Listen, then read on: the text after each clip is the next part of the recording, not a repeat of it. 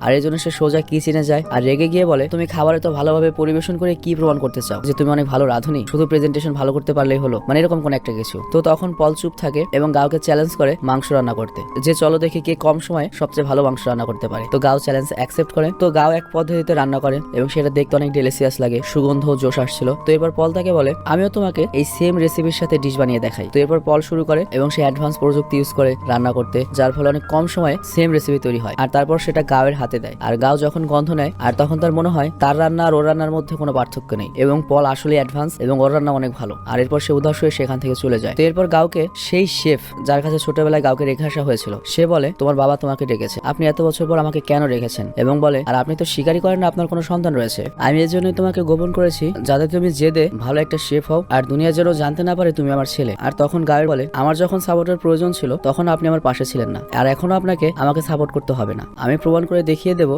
যে আমি অনেক ভালো রান্না করতে পারি। তো এরপর গাও সেখান থেকে চলে যায়। আর কম্পিটিশনে আমরা দেখি পল এবং গাও তাদের ডিশ তৈরিতে রেডি হয়ে যায় এবং তারা অনেক পরিশ্রম করে, কিন্তু পল গাওয়ের চেয়ে আগেই ডিশ তৈরি করে ফেলে। তবে গাওয়ের ডিশটা অনেক চমৎকার ছিল। তো এরপর জাজকে দেওয়া হয় সেই ডিশ খাওয়ানোর জন্য। তো ডিশ টেস্ট করে পল এবং গাওয়ের ডিশকে সেম পয়েন্ট দেওয়া হয়।